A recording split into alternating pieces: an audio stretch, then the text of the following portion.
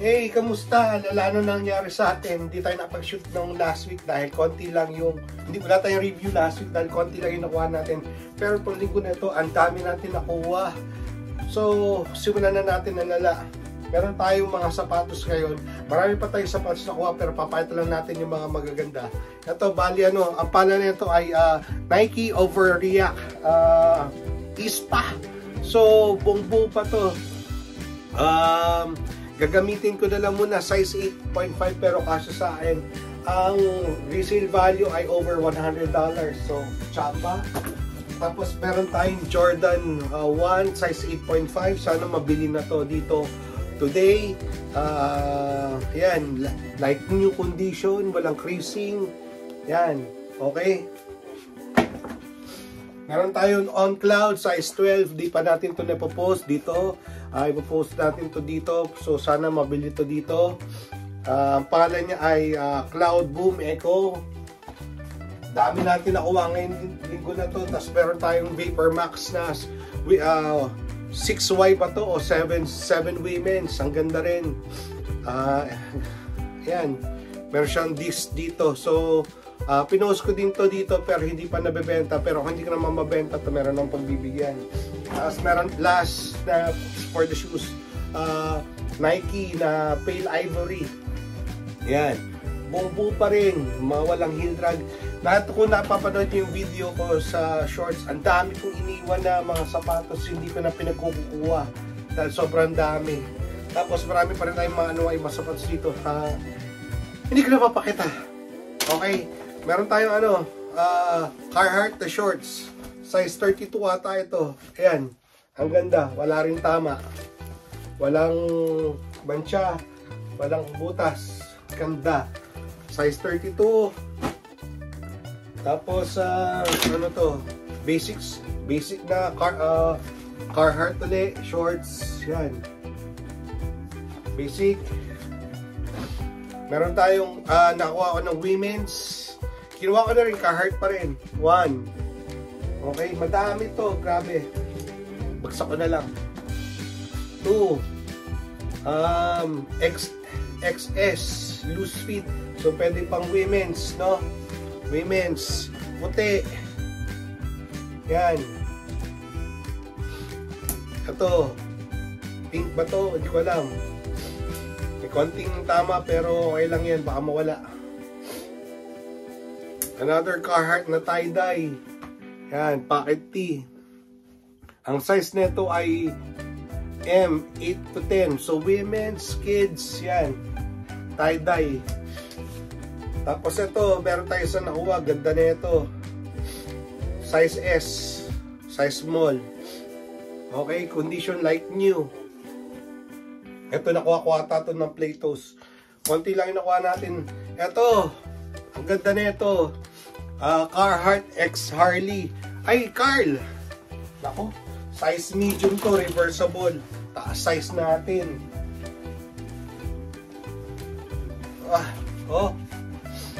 Reversible to.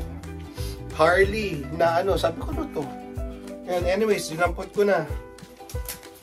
Tapos meron tayong puffer. Hindi ko alam kung puffer ba to.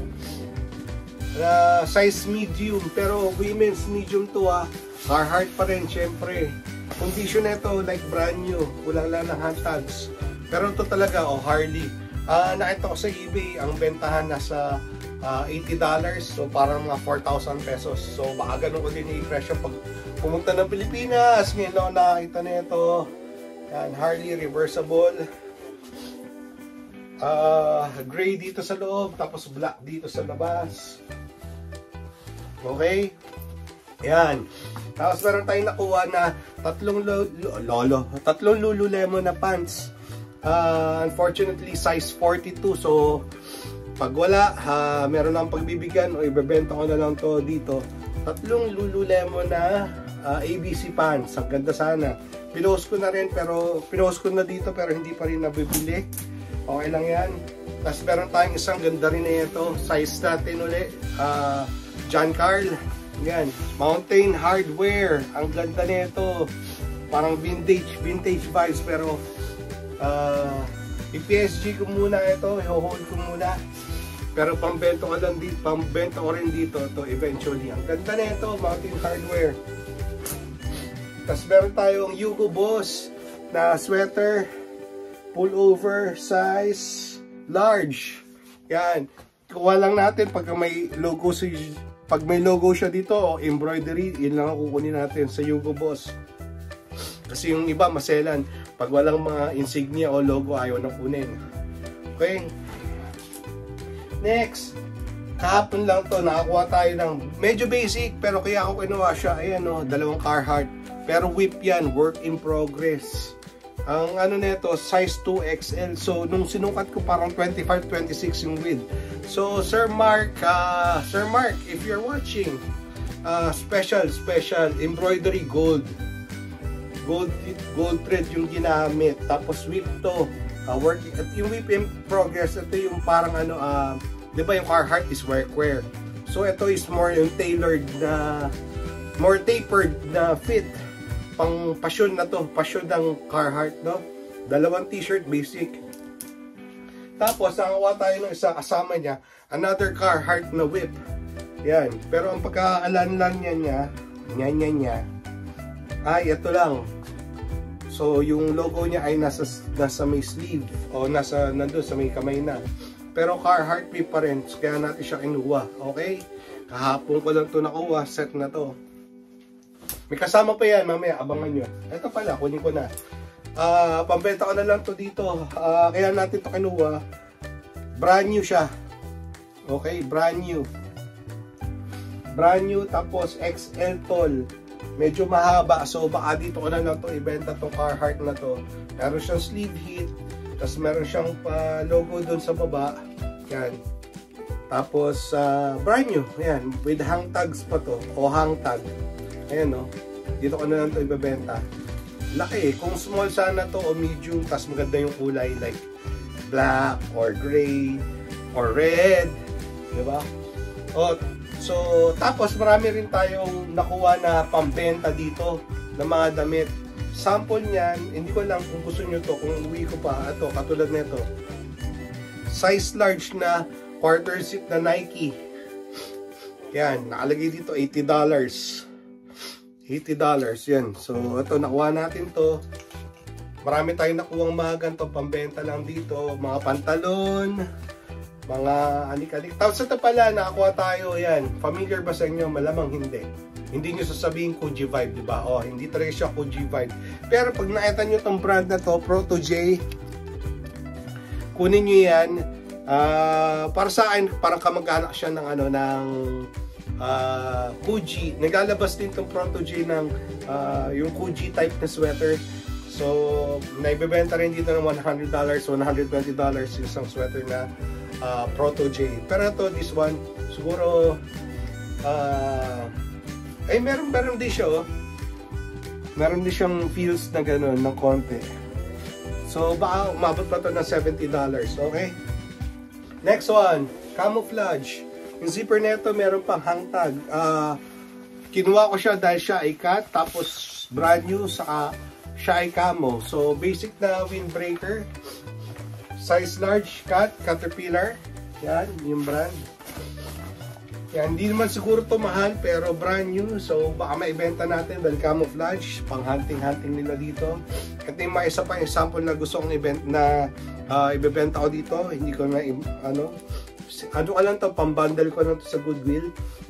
Adidas na Spain na parang track jacket. Warmers, pang football. Yan. Okay ba? Okay, sana okay. Tapos, eto, pag dito lang din tong brand na to. Pag nakita nyo tong brand na to, ang pangalan niya, Roll.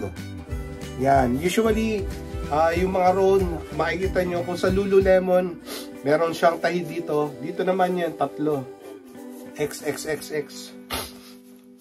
So, kilted din to. Baka mabenta ko rin. Pambenta ko lang din dito pag taglamig. Mga, at least $50 to $70. Asking. Ito yung sa shorts natin na dalawang na lamb's wool. Oh, putas ba to? Ay, nako, parang putas. No! May butas, hindi ko nakikita. Yari na naman ako nito. Ayan. Anyways, hayaan na natin. It is what it is. Ito sana okay. Lamb's wool. Hindi ko ito napansin. Oo, meron palang damage. Baka pwede kong tahiin. Anyways, ayusin natin to. Tapos ito yung AFCO. Ay, nakita ko na pa. Ito ko na sa inyo ata itong AFCO na to nung last time. Yan, binalik ko lang. Pero ganyan yan, no? Tapos pwede mong i-cover yung mukha mo. Okay?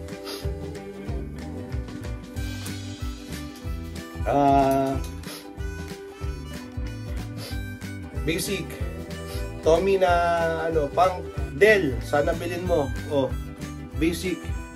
Pang mga nasa lista.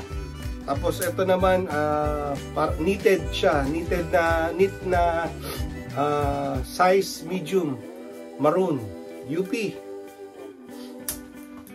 Basic na t-shirt, dalawa. Yan, nakakuha pa rin tayo kahit papano. Medyo malala yung linggo ngayon. Ito, nakuha natin, another penguin, plaid. Sana nakita nyo to ng shorts ko.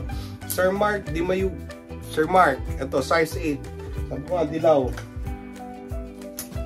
Size 5, dalakos. Hindi ko sa inyo napakita yung shorts na to. Paano yung pagpunta ko sa isang ukayan, napag-shoot na ako, tapos may lumabas pang isa. So, hindi ko na nahihabol. Binili ko na lang.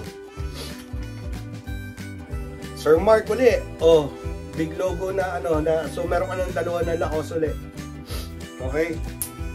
Tapos, Paul. Meron ako mga Yugo, boss. Ang gaganda. Lahat sila may logo. Ito, meron pang embroidery sa leg. Ay, meron pang palan sa leg, oh. Pero ang size nito mga XL eh. Ang alam ko XL. Kasi isa lang may-ari nito malamang. Yan. Yugo, boss. So, nakakita ko to sa shorts na to. Itong dalawa. Pero ito, hindi na. Nabalikan ko to no next day. So, yan. Tatlong Yugo, boss. Ang lala na itong linggo na to. Ang lala. Basic. Ang tawag dito, para siyang denim. Basic, pula, pang Christmas. Basic, pang big boys o girl o I don't know the pronoun. Tapos ito, hindi ko rin sa inyo napakita. Size small, knitted, v-neck. Yan. Cable knit, RL. So, pwede to kay yun, si Broke Boys or Dell. Si Nomad. Nakuha tayo ng isang rugby size large, 23 by 27. So ganda ng size na ito. Saktuhan. Nakuha tayo. Paul, ito medyo mataas yung kinuha. Bihira na tayo makakuha ng JL dito talaga. Pero baka marami kang nakukuha ng supply sa iba. So, yan. Full zip na na Jaylin sweater.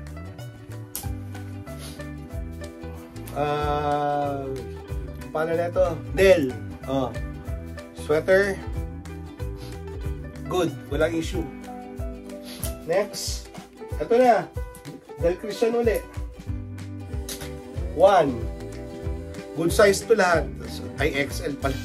Kay Broke pala to. Kay Broke Boy. Kay Broke Bro. Size large pula. Wala eh. Ito, size large uli. Pinipili na lang natin. Size large uli.